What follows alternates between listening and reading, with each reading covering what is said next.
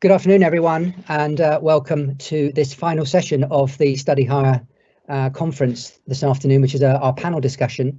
For those of you who don't know who I am, I'm Gavin Brooks. I'm Provost and Deputy Vice-Chancellor at Buckinghamshire New University and also Chair of the Study Hire Board. Really good to see everybody here for this last session. So I'm just going to make some brief introductions to each of our panelists, and then in turn they will give a short presentation basically on the unlocking lockdown session about what lessons have we learned through lockdown and how do we see outreach developing over the next 2 years. So that's what they'll be looking at. So I'm really delighted to introduce Mary Curnock. She was the former Chief Executive of UCAS. She's currently Chair of Trustees of the Access Project and a Trustee at the Multi-Academy Trust Unit Learning and Founders for Schools. Mary is an independent education expert. She's serving in a non-executive capacity on a number of boards since she left UCAS, and this includes chairing the governing body of the Dyson Institute and, as I've mentioned, the Access Project. And this is a project that helps students from disadvantaged backgrounds progress to selective universities. I'm also delighted to introduce Anne-Marie Canning. Anne-Marie is the Chief Executive of the Brilliant Club. This is an award-winning university access charity. It works with schools and universities across the UK. Anne-Marie holds a public appointment as Independent Chair of the Department for Education-led Bradford Opportunity Area. And for those of you who may not be familiar, Opportunity Areas support social mobility in the 12 areas of the country where it is most challenged. So Anne-Marie is chairing one of those. And finally, I'm delighted to introduce Dr. Gurnam Singh. Gurnam is currently Associate Professor of Educational Attainment at Coventry University. He also holds a number of honorary and visiting professorships, including at the Universities of Warwick, Chester and the University of Arts in London. And over the past 25 years, Dr. Singh has published widely on issues relating to social justice, social work and higher education. And a big welcome to all three of our panelists. And I'm now going to pass to Mary Curnock to introduce, to start with the presentation from her perspective. So over to you, Mary.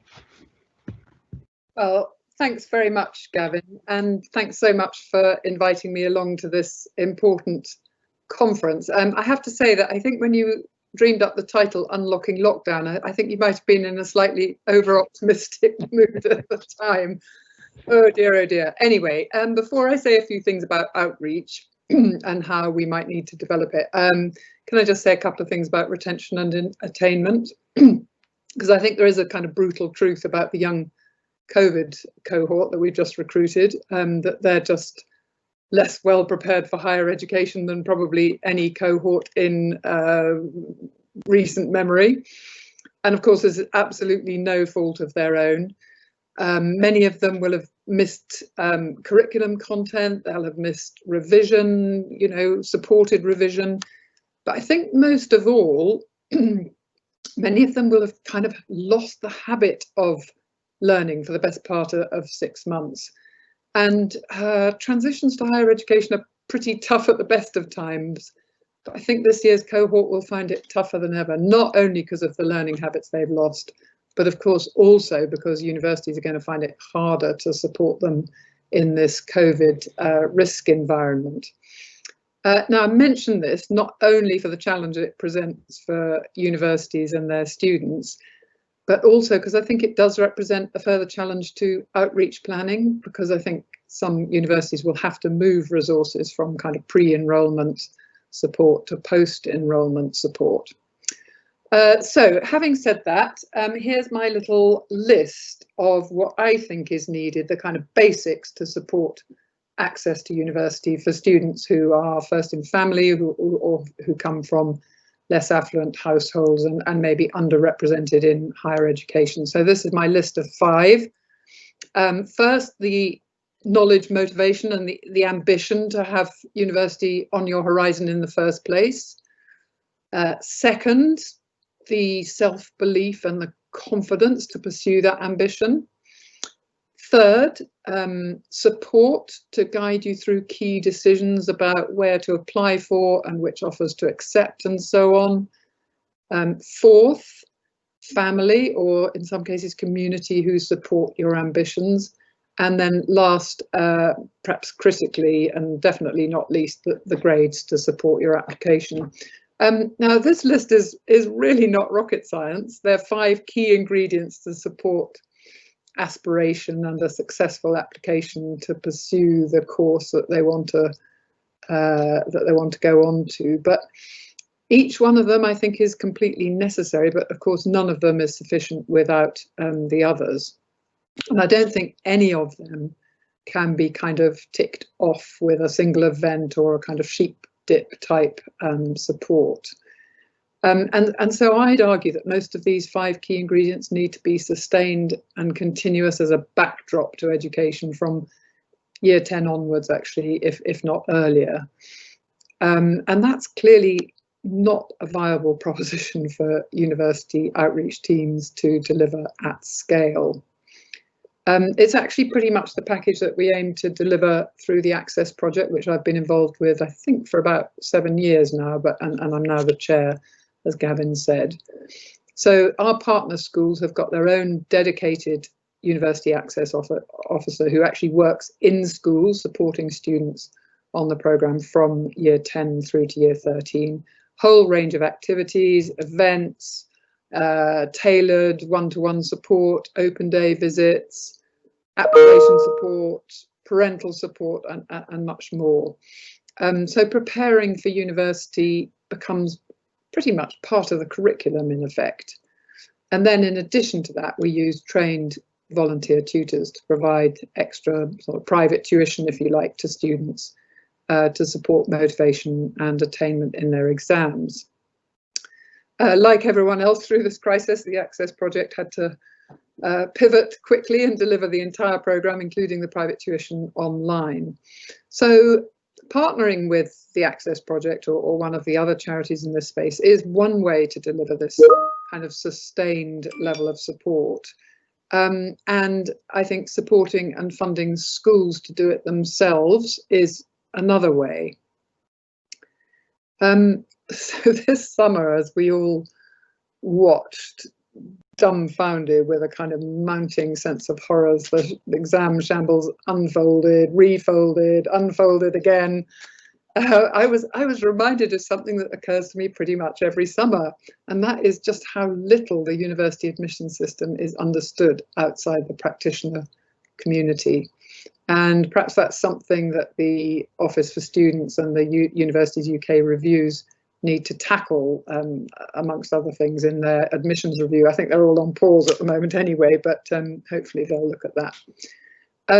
But I think it does mean that an absolutely key ingredient of successful outreach is passing on that key, in-depth, detailed, backroom knowledge to the people who need to deliver it to students in schools and to their parents, who might be a bit nervous about letting their kids go off to leave home for university. I do think that staff in schools are best placed to pass on this knowledge through, sustained continuous support to students. In addition to the, all the wonderful events and visits and talks that outreach teams deliver in schools, I think that key underpinning knowledge of how to support the application and decision process is something that needs to be passed on to the right staff in schools and not just to potential students.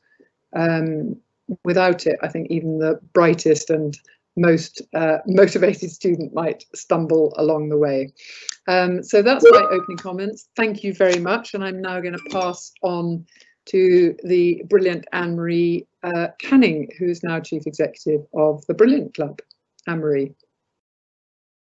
Thanks, Mary. I noticed Mary's dog is being very well behaved while she was speaking. I've had to send my dog away because he's so naughty. But hello everyone, my name's Anne-Marie. I'm Chief Exec of the Brilliant Club now.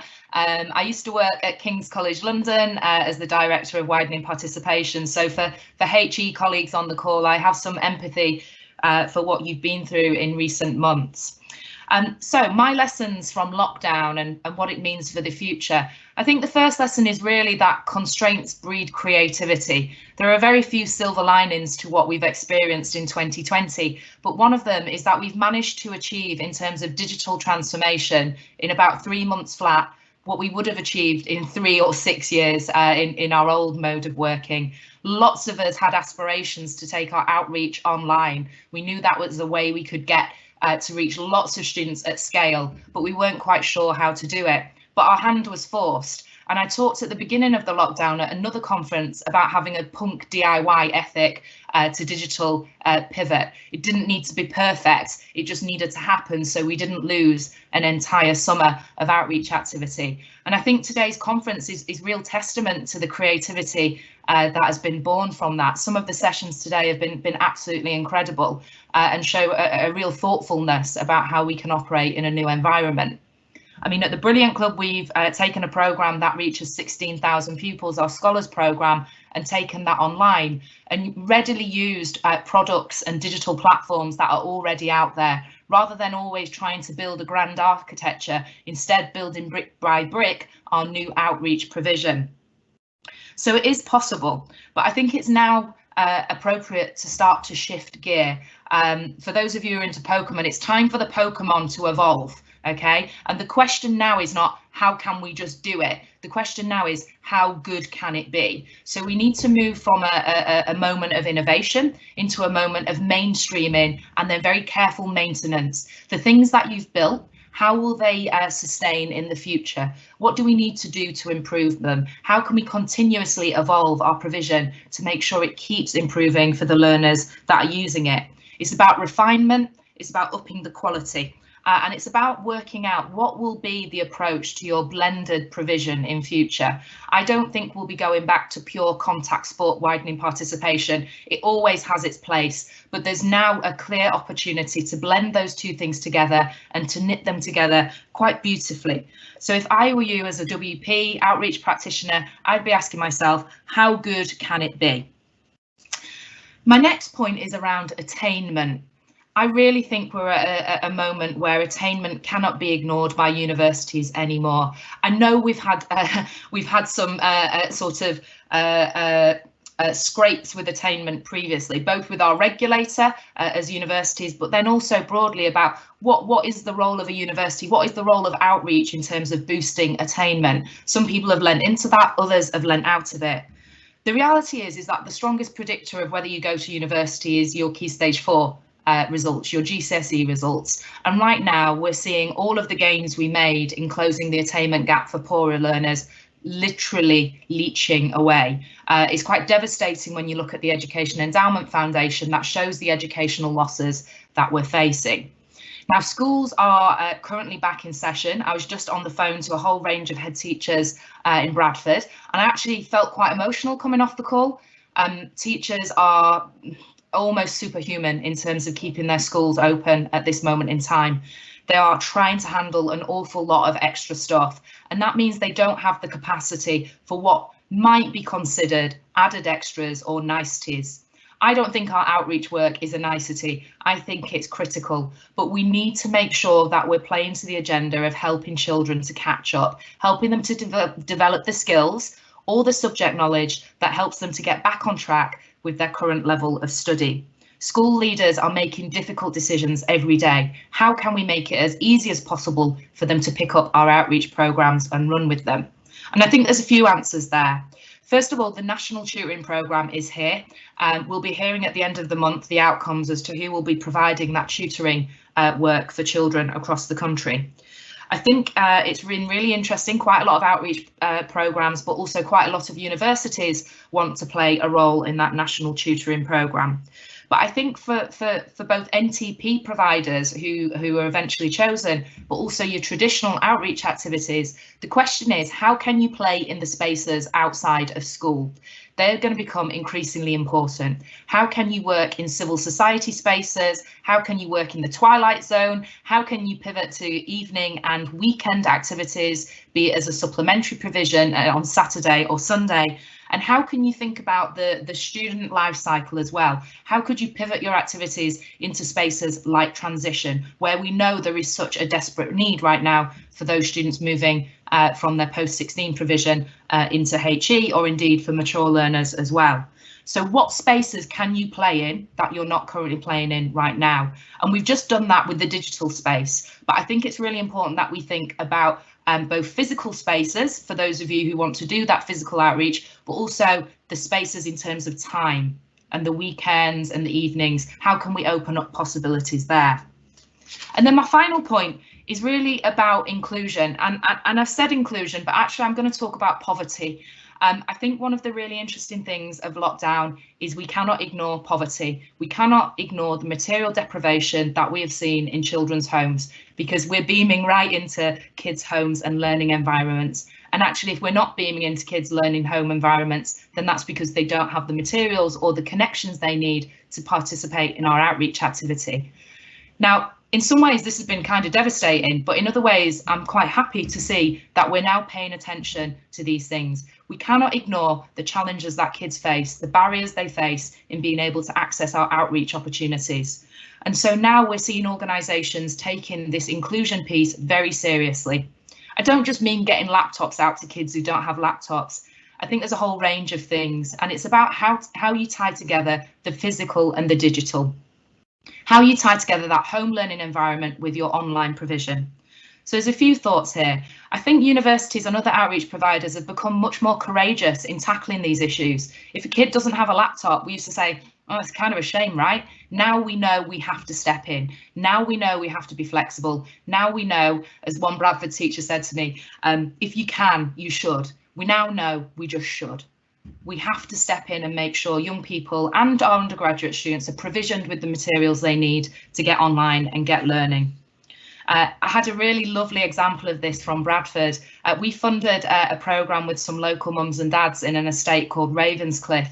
And during the lockdown, it wasn't the digital inclusion, it wasn't the laptops that we decided to distribute. The mums and dads were doing lessons on wheels, a bit like Meals on Wheels, but they were delivering learning packs.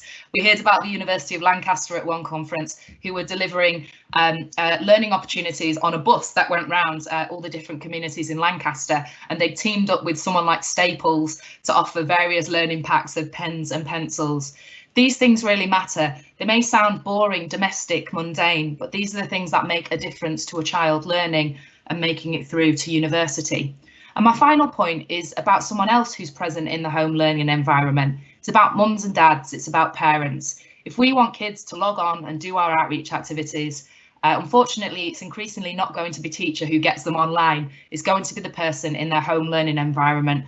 So how can we take the lessons of lockdown and understand that we need to engage with parents consistently across all of our programmes, not just now, but into the future as well? They really do have the biggest influence on whether kids succeed educationally, and we should bring them into the tent in helping us to fight the effects of COVID and create a more just education system. I'll end there, and I'm going to pass on to my colleague, Gurnam Singh. Thanks, Anne-Marie, for that. And as a Bradford lad myself, you got me reminiscing about my own kind of upbringing. And of course, what was really important for me was local libraries, you know, because we didn't have any books at home. So just being able to access a library was really critical, because it fired the imagination. And you know, maybe we could do some of that online, but there's lots of distractions online as well.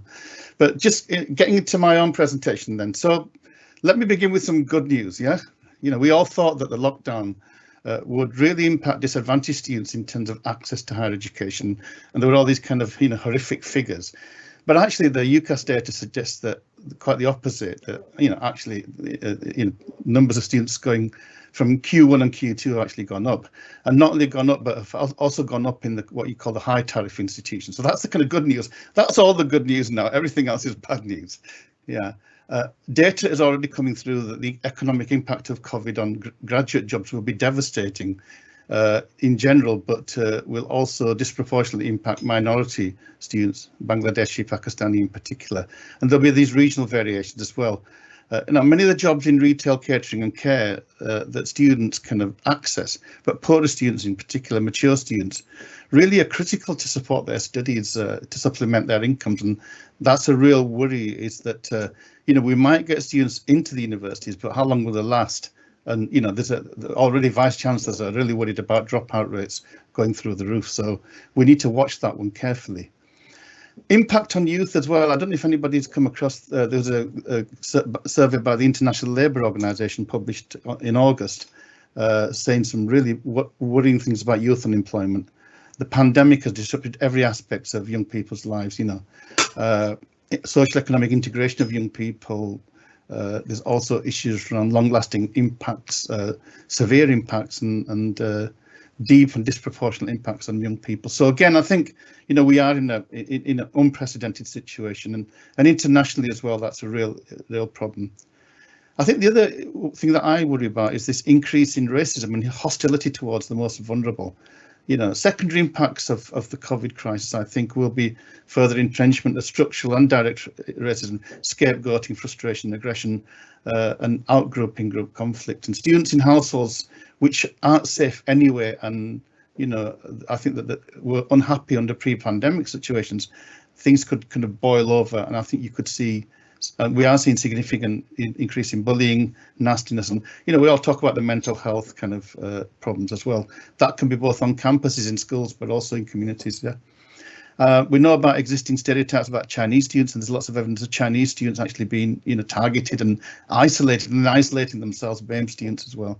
So I think that we really need to be looking at actual psychological but physical violence as well, and how that will deter young people from maybe accessing some of these places. The internet, it has a polarizing effect. In some senses, the whole Black Lives Movement has been born out of the internet and how but it also empowers racists as well. So what we've got now is lots of misinformation and really not very pleasant stuff coming up. And again, that's something that we've got to keep our eyes on, because increasingly people in a polarized world go to those kind of extreme views of reality, which isn't there. Chris Millward in this morning keynote talked about the levelling up, and that we have to keep focusing on levelling up. I have a problem with this notion of levelling up, because it still assumes these kind of elitism and differentials that we've got to get as good as the elite. But we really have to address, I think, the virus of elitism. It's not good for students, it's not good for society, and it's not good for industry, because elitism really creates false opposites. And if we're talking about fighting the degree awarding gap, again, that came up this morning, I think that we also need to see how degree grade inflation is actually hindering that fight, because all that is doing is maintaining those differentials. So in a sense, it's feeding in the narrative of elitism that we always have to have these gaps. Why do we have to have gaps? I think it's and there's a whole debate that on Russell Group and versus widening participation institutions, old and new. I think this kind of crisis really is an opportunity for us to get rid of this old, kind of dead language around that, because it does field old racist stereotypes and classist ideas around ability, intelligence, and lead. And of course, young people then internalize that. So we really need to kind of get away from that. I could say a lot more about elitism. I haven't got time. Chris also talked about the importance of maintaining momentum on contextual offering. I think it's good that contextual offers are being deployed more widely, but we must still find ways of supporting students and addressing the issue of sense of belonging, because it's one thing getting students into institutions that they might not have got into otherwise. But when they go there, if they don't feel comfortable, if they don't feel part of the institution, you can have higher rates of dropout as well. So we need to look at that. And in relation to the skills agenda, Chris talked about the importance of balancing specific higher skills with broader skills that can be adapted to a rapidly changing employment market. I think this is absolutely critical. I agree that, and would add that the broad range of skills that we need to incorporate, anti-racism skills, environmental justice skills, living with other species, diversity, inclusive collaboration, caring skills, actually, and critical and creative thinking skills. I think all of these are going to be increasingly important for whatever job you do, as we kind of seen with the COVID crisis. There needs to be skills that all students need to learn in preparation for maybe going into university, and universities need to validate and value those skills as well in their selection procedures. This move to virtual learning environments, I think it has, again, it's a double-edged sword. It's notwithstanding the real issue of the digital divide, which has been mentioned previously, there's a danger that disadvantaged students become cannon fodder for poor quality, cheap online remote learning. You'll see all these new people coming in and saying, oh, well, we'll give you a £2,000 course and you can do it all online, but it'll be very cheap and it might be attractive to poorer students, but might not be that value, the value might not be there. So if buildings both because of the logistics and tradition result in putting BEM and widening participation students off contemplating higher education, maybe as subjects and universities, most notably Oxford and Cambridge, others so-called elite, then the online world is something of a blank canvas. I think so. In a sense, if we've got this new space, it's a blank canvas. I think that's an opportunity for us to design institutions that are online, not like the old, the dangers that we reproduce, the kind of old style divisions. But I think, and in that sense, I think, we can turn this crisis into an opportunity. Sarah Khan this morning in her keynote talked that Black Lives Matter and COVID is like a mirror. We're standing on the edge of a precipice, she said. I think we are, and I think that we can see it as a crisis, or we can see it as opportunity. And I came across a really interesting piece by Lang and Rykoff in 2017, talked about the 6 key benefits of crisis, and she said and some of these things are coming true. Rapid problem solving and innovation, that's one of them. That necessity is the mother of invention, and we can see how that's happening.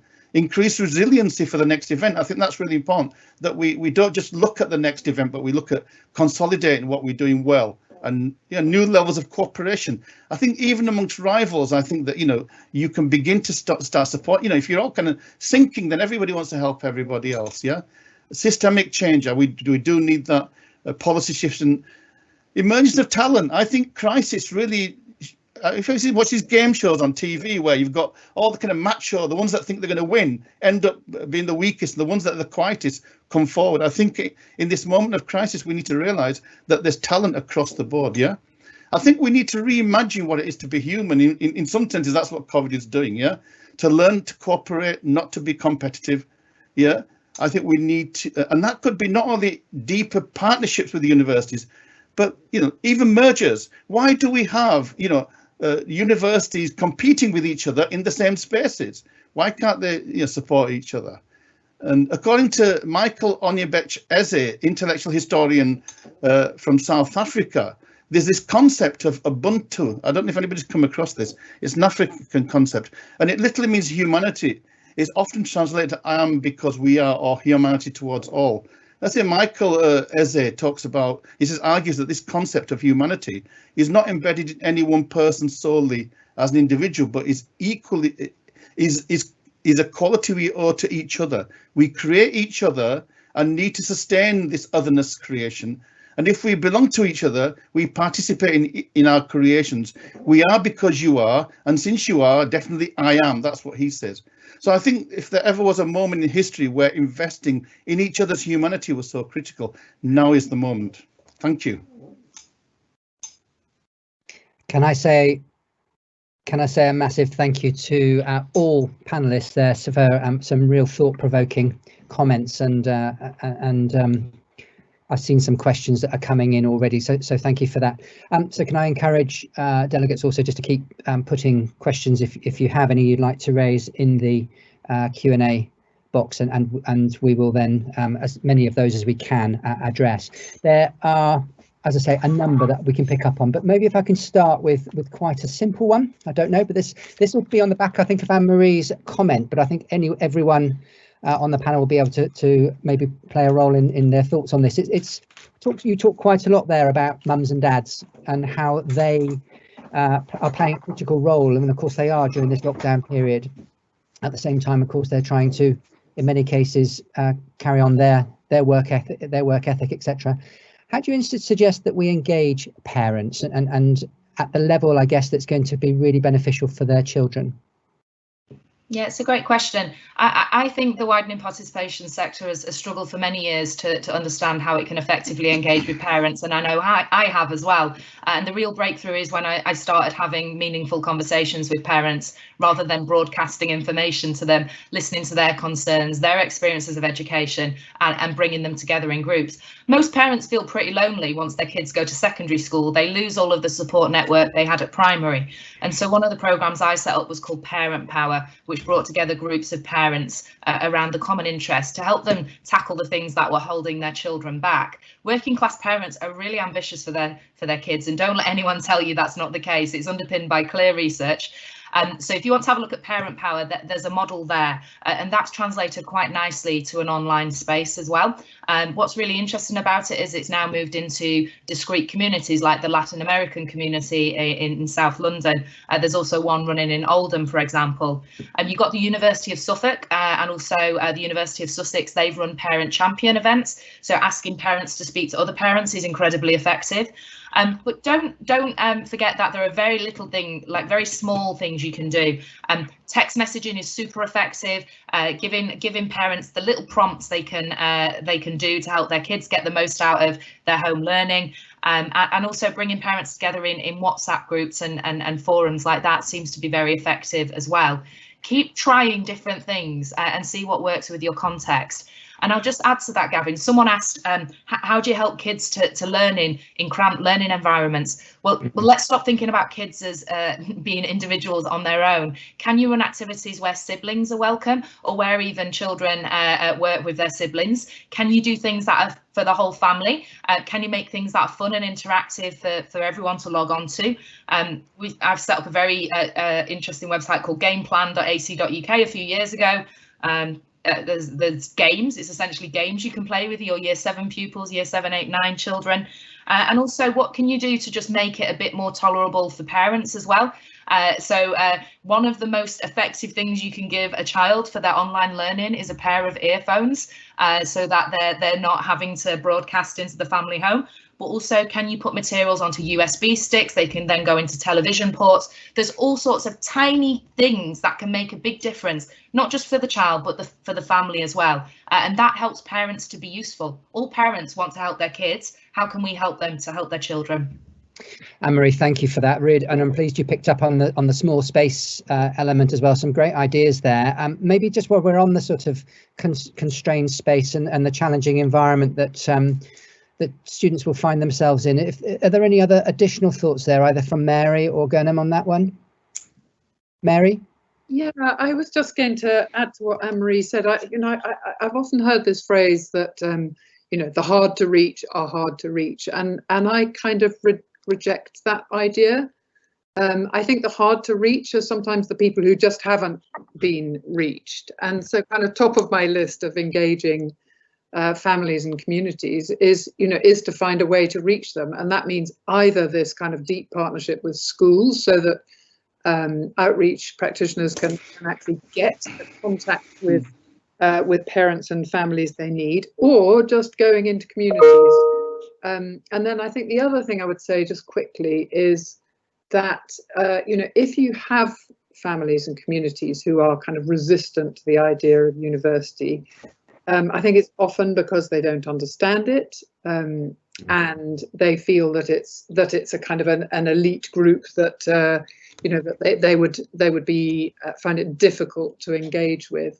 So I've always felt that actually coming into groups with a wider message about supporting them to make to support their own children to make decisions, not just here's how to get into university, because actually it's quite a soft sell and it's quite a big message.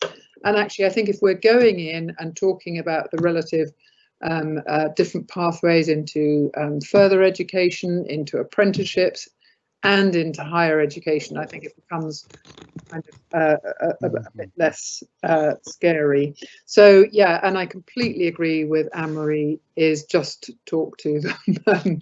You don't until you hear what their fears and concerns are, it's quite difficult to know how to address them. Mary, thank you. Gurnam? Yeah, I mean, I think in some senses, I'm not saying that access isn't a problem. We still need to work on that, and we've got a long way to go, although we are widening participation. In some senses, universities are desperate for students, and as we can see, even the Russell Group now have been opening up their doors, to students that they wouldn't never, and through clearing and things. I think the big challenge now is keeping students and retention. I think it's going to be. I think we might hit crisis proportions. And in some senses, there's something unjust about opening up access to students if you're not then going to have the mechanisms for supporting them. And one of the things I suggested was that if we're going to have this kind of lockdown and that students not being able to get into university, and remember, a lot of widening participation students live at home anyway. So it's, so this Boris Johnson's recent pronouncements about campus, he obviously is reminiscing on his own days in Oxford, but he doesn't realise that 50% of the students actually live at home. But I was suggesting that, and a bit like linking back to my local libraries, I think what we might need to do is create these kind of local hubs. Now these could be hubs not just for university, but for private university, almost like local libraries. And there you could have fast internet, and you could provide that kind of facility there. So I think that's going to be something that we need to invest in. There's plenty of high streets now with empty shops, and I think we're talking about new ways of repurposing town centres and high streets. Well, let's repurpose them by making them educational hubs. Thank you, Gurnam. Some great ideas there from all panelists. Thank you for those. Can I push a little bit now on the fact that we recognise that more and more we're going to be doing a blended approach to outreach. I like the fact that we won't be returning back to as it was before. It'll be a mix. I think that's right. So what are the panel's thoughts on the skills and training needs of outreach practitioners and any academics, of course, who are also involved in outreach activity, so that we can in the best way engage with and inspire young people via the new digital channels? Is there anything specific that we're not already, I guess, facing in higher education, further education? Anyone want to start with that one? Gavin, I'd love to. This is my favourite question so far. I've got four things that I think you should be doing if you're a WP practitioner to upskill right now. The first thing is I think you need to get familiar with design thinking. So how do we design things that are really beautiful and really enjoyable to participate in and get great outcomes for folks who encounter them? So first of all, design thinking. And second of all, I think you need to get used to agile working. The days of very clear and very sort of strict project plans, which is generally how widening participation things like summer schools work, they're not really going to cut the mustard anymore. So getting used to agile working and how we apply those principles to outreach. The third one is behavioural insights. I know many of you may have come across the project on behavioural insights that King's ran a few years ago. But really, it's the small stuff that's going to matter in an online environment. So how do we remove the friction in participating? How do we help to nudge students towards the things they need to connect with? And then my final one is I think it's really worthwhile learning some community organising skills. So I learnt to community organise with Citizens UK. It underpinned all of the parent work I did, but fundamentally it gives you a framework in which to work with communities rather than doing stuff to them. And I think that's going to be a real dynamic going forward. We've seen communities rise to the challenge of COVID, lots of mutual support activity going on, lots of alliances of local communities. I think learning the principles of community organising is a really fundamental skill for the new world we're going to face if we ever get out of lockdown. Can I just off the back of that, I've been doing a bit of work on lectures and how you kind of teach online, the pedagogy. And I think there's some general principles there. I mean, I think we need to get rid of this idea of the kind of the lecturer or the teacher or the outreach workers being the kind of repository of knowledge. The reality is now there's tons of information out there.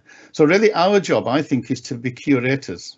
Yeah, and to, I mean, most of us probably only access a few websites. Yeah, I mean, I probably stick with the Guardian website most of the day, but or BBC.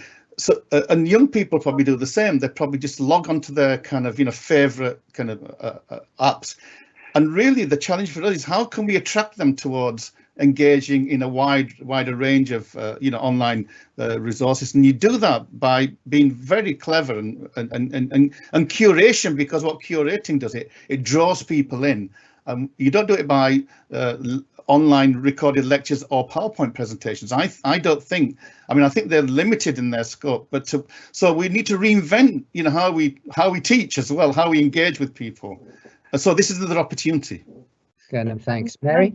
Yeah, Kevin, if I could just add, I find this sort of bifurcation between online and face-to-face is unhelpful, and the idea that face-to-face is good and online is always somehow kind of second best. And you know, all of us, let alone pretty much all young people, you know, we all, for example, use WhatsApp probably, you know, many times a day. We don't think of that as online communication. We just think of it as communication. So I think people have got used to doing lots of stuff digitally, whether it's WhatsApping and messaging, whether it's dating, whether it's friendship, whether it's conversations about school. And somehow we've put learning and kind of, you know, formal delivery of stuff in this box called online learning, which everybody thinks is somehow second best. But I bet, I mean, just for example, I think there's about 400 people signed up for this conference today. My guess is there's no way you'd have got 400 people coming to this conference if it had been, you know, the normal thing where we all had to turn up at the university and so on.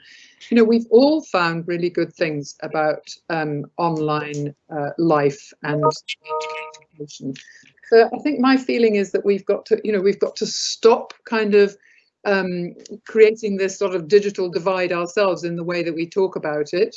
You know, it's not online learning, it's just learning, and it's definitely not remote and shouldn't feel remote or distant either. So I think we've got to just get better with using digitally mediated channels to do the stuff that we want to do and do it really well. Completely agree with Anne-Marie's list of, you know, all the tools that we need to give colleagues and indeed students to make the most of that. But it's just got to become normal so that we can switch seamlessly to whichever channel has the best outcome in a particular situation. Great, thank you. Move now to, we've talked quite a bit obviously here about university and transition, which is absolutely a critical part, I think, of the work that needs to be the focus of the work over the next sort of 12 months or so, and certainly Chris talked about that this morning. But of course, it's also the culture in schools as well as higher education institutions. And how do we sort of, I guess, particularly be earlier than year 10, what do we need to do to ensure that students in schools now have got this culture already inculcated in them, I suppose, for when they come to university? And this might just be the way they're living already, but I think we've heard that there are some real challenges in some households, 50% of households, let's say, in the UK, who are in, you know, dire situations. So anyone want to sort of talk through that? And Gurnam, I could see you. Yeah, I mean, it's really about, you know, what's happening to higher education. In some senses, I think that what we've got to do with young people, and the fact that, you know, for the last 20 odd years, we've been selling higher education because it's a meal ticket to a job. Yeah, we're probably going to be in a period where there are not going to be jobs there. In fact, one of the reasons why young people are going to university is because of the fear of not having jobs. So maybe we need to start to rethink education, not just as a kind of way to a job, but in its own self as a social good. I mean, there are huge issues around the environment that young people are interested in, around the devastation of animal species, equality, Black Lives Matter. And I think that we really need to say this is another reason why you should be going to university, not because you're going to learn how to fix, you know, IT and stuff. So I think that I think that will draw young people so that they're not going to university just because it's a kind of cost benefit analysis, you know, because then you'll get into all kind of antagonisms and fallouts with universities, because they're not going to be able to give the kind of service that you might otherwise have expected. So I think we have to reimagine why we're going to university. You know, it's to make a better world at the end of the day. That's right. Yeah, I think that's a very seductive concept, and I think we'd all love to kind of sign up to that, Gurnam. I think it's quite difficult to do when the prevailing rhetoric from government ministers and and the national newspapers and so on is that it's all about getting a job and a better salary. And I think also there's quite a lot of evidence to show that this huge increase in participation we've had from communities that might not have thought about university, even 10, certainly 20 or 30 years ago, the evidence is that it is a prime motivator for them to go to university, is to kind of secure a better working life and career. So I think it's, I'm not sure we should be biting off, the ocean just at the moment. I think we've got some real kind of existential issues to support students to, to try and go through a relatively normal progression and transition despite this whole massive COVID disruption. I think the worst of all outcomes of this crisis would be if people just drop out of learning altogether. So I'm completely on side with you, Gurnam, about the big idea of higher education and education, but I think there's probably some kind of real clear and present issues that that we might need to focus on for the next God knows how long. Marie, it's really relevant to context. I mean, for folks who are on the call, I don't know if you've ever done an assembly to year sevens and tried to, make this more grand case for higher education is pretty difficult. And so I think there has been a degree of relying on this sort of, return on investment types of, if you're a graduate, you'll learn over X many £1,000s more as a graduate than if you had GCSEs or A-levels. And so I think particularly in the AIM higher years became quite reliant on that. The reality is it's all context bound, right? So if I do a talk in communities in South Yorkshire, I talk about going to university to create a better life for you and your family, and I really lean into the benefits for your family unit. Whereas if I do a talk in some areas of Birmingham, I talk about like what university can do for boosting your entrepreneurial aspirations. So like I think it's about responding to context, and I know that means there's not one neat set of messages that we can use about higher education with young people, and I think the other thing is allowing young people to explore it themselves. We don't need to broadcast to them, here's why HE is good. We can allow them to come to that conclusion themselves and allow them to have that debate in groups in school, but also outside of school as well. I really think the future for higher education outreach is thinking about civil society spaces much more carefully. Not everything has to happen in school, and in fact it probably holds us back that we always see school as the landing, the lily pad to land all of our activities in. In US universities, it is not unusual to see community workers from universities. It's not unusual to see addresses to congregations of churches. I had this incredible moment at Harvard University a few years ago where I showed them a lovely glossy prospectus I'd produced, and they said, "That's useless, you can't photocopy it at church." And it just blew my mind. So we really need to think about that culture piece inside schools and outside of schools, and also moving out of broadcast mode and moving into discussion. Can I just I want to challenge the kind of pessimism that Mary kind of displayed. If you look at the Black Lives Movement, if you look at the Black Lives and the young people, it's almost as the whole generation now is asking the question, what have we been focused on, and are those the right things? And if you look at the environmental movement, so I think young people are hungry for a non-utilitarian kind of education, an education that's about the planet and people and the world, not just about me and my job and my future career prospects. And this is probably the worst conference to be making this argument, I realise that, but I'm going to make it anyway. I think the reality is both Gurnam and Mary are right, and I used to describe this phenomenon as two tribes. For some people, it is that sort of transactional nature, especially in a higher fees climate. But for others, we know this generation cares deeply about the world around them, social justice, also cares deeply about building capacity in others rather than just optimizing the world for themselves. So I think there's both, and probably for lots of students, both things in one heart and one mind. Yeah, I completely agree with that. I remember going into a school in Gillingham in Kent, which is quite a sort of white working class area, and talking to some lads. And the commonest aspiration was to be able to buy a Lamborghini And I think Lamborghini was the kind of commonest brand that came out. And, you know, if that is their starting place, then you're not going to engage with those kind of aspirations. And, you know, if you start talking about the environment and race and so on, which are really important too.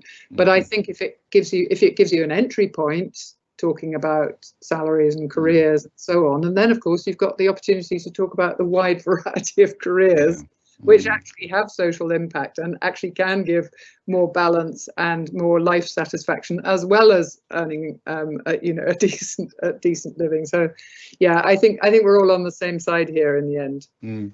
How about positing that they could make the Lamborghini rather than buy the Lamborghini? Yeah, with an electric engine. Yes, please. There you go. Okay, let's move on to another question. I like Lamborghinis anyway. Right, so this is about widening participation initiatives or ideas that might have developed as a result of COVID that the panel might view as particularly promising for the future. This might be something you've heard today, or something that you've obviously been aware of over the last few months. Is there anything that you could point to that others in the sector might be able to pick up on? Anyone want to? I was just going to pick up on a point that Anne-Marie made earlier, which is about the National Tuition Programme. And, you know, my experience through the Access project, which, as I said, as well as the kind of in-school support, offers kind of private volunteer tutors who offer kind of, in effect, private tuition to kids on the programme. And that has, by the way, it's transferred really well to a digital platform. Actually, again, you know, we get slightly better attendance because it's easier to get someone to, you know, to log on, but obviously making sure they've got the right kit. And I think that there's something about private tuition which does more than just teach, you know, some kind of missed concepts or whatever.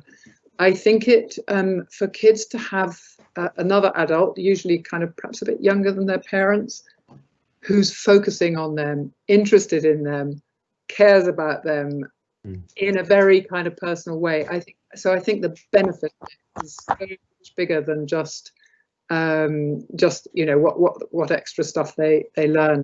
So I'm really hopeful for the National Tuition Programme, and I think that's going to, used rightly, could make a huge difference. So I'm sure universities will want to get involved in that.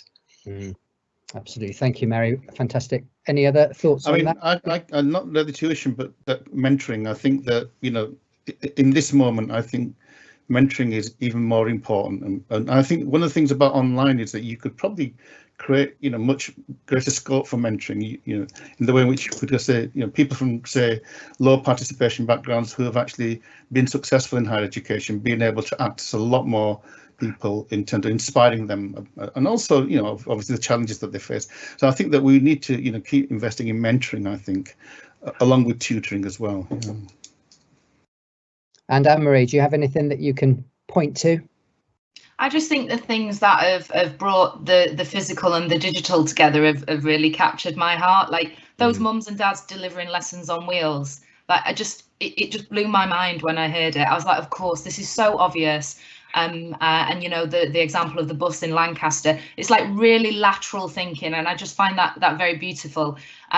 But I don't think we should sort of, you know, it's easy to get carried away with, you know, small inspiring examples like that. But I think the more important thing is the way we've taken existing programmes and adapted them and recast them. That is incredible in itself.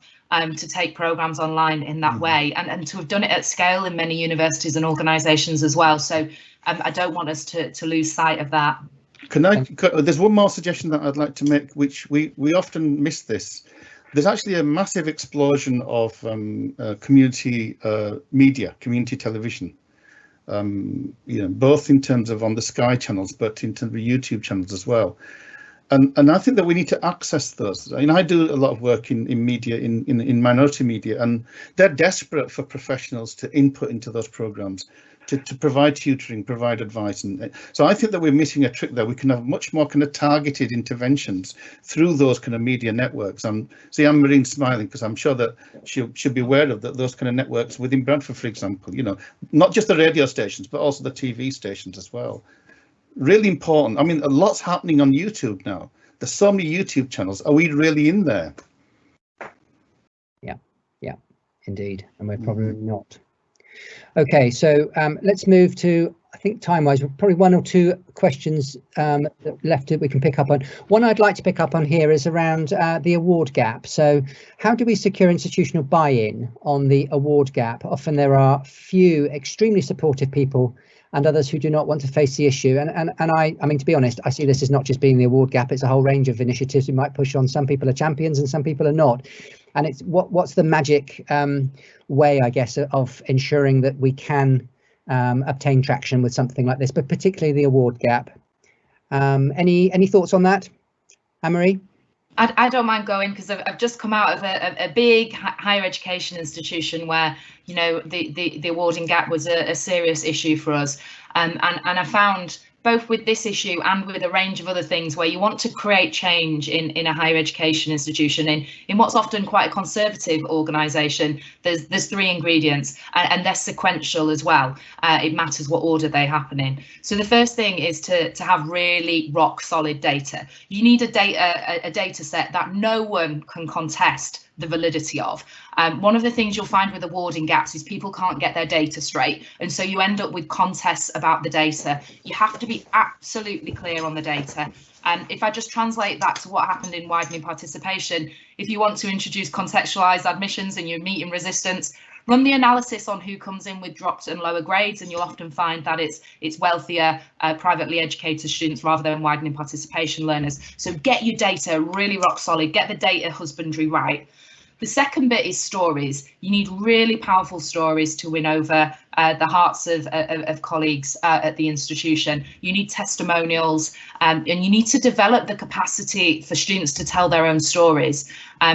I had some stories at King's that became almost folklorish, like the story of Connor who came to do medicine with 3 B grades on a AA star A course and was top of the entire medical school within 1 year flat. You know, these are the stories that allow you to make it really human. And then the final thing is leadership.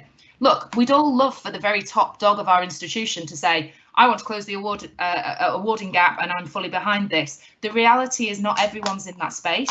Most vice chancellors are. But you can develop leadership, and you need to see yourself as a leader, not a manager. You need to see yourself as a leader, and you need to distribute leadership on the issue at your institution.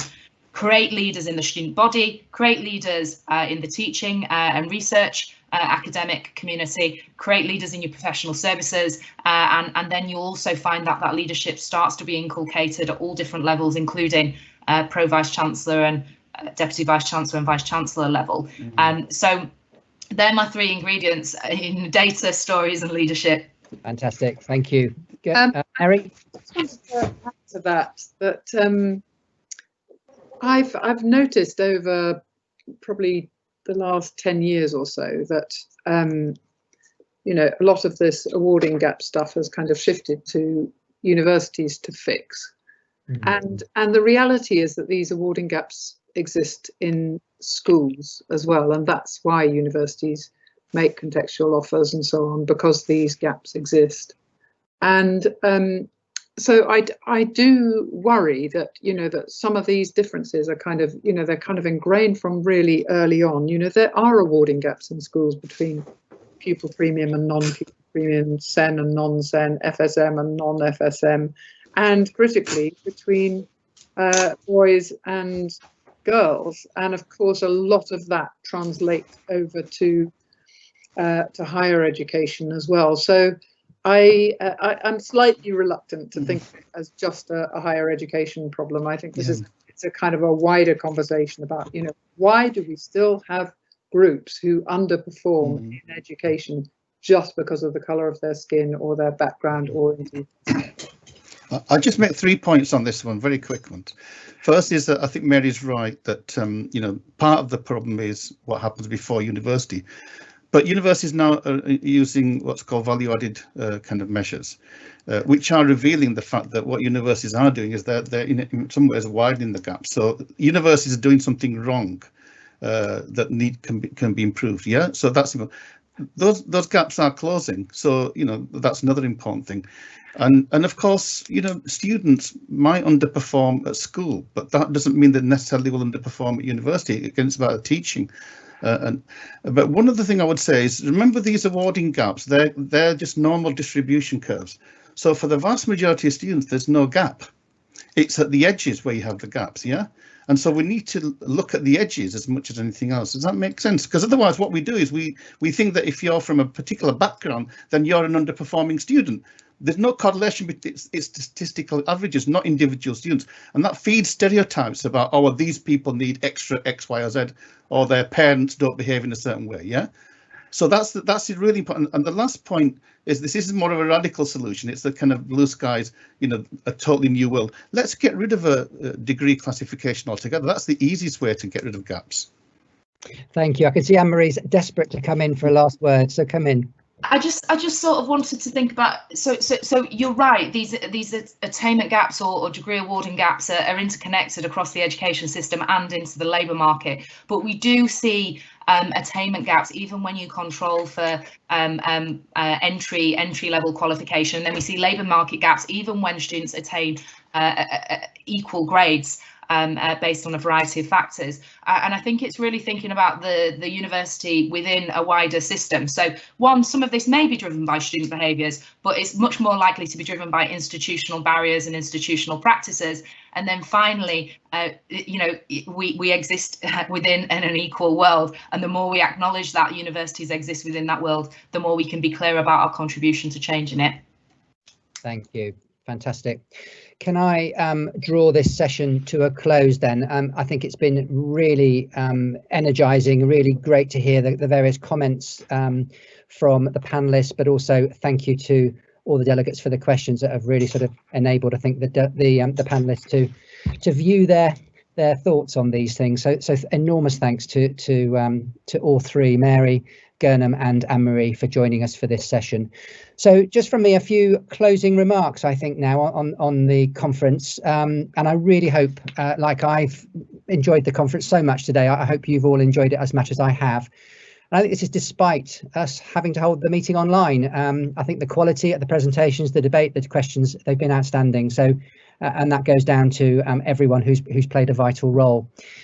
I think a bit like what Mary said, really, one of the positives of being online is that it seems to attract far more delegates than any similar face-to-face meeting. And that's certainly borne out in today's attendance figures. I think we're around about 410, 411 that have attended today from across the UK and indeed outside of the UK as well. So by far and away, the largest of the study hire conferences in terms of attendance that we've held so far. I don't think none of what we've heard today would have been possible, though, without the support and help from various partners of Study Hire and also, of course, from UniConnect. But I'm especially indebted to the work and commitment of a number of individuals who've enabled today's conference to run so smoothly. So first of all, a very big thank you to all of our speakers for their inspiring and innovative presentations.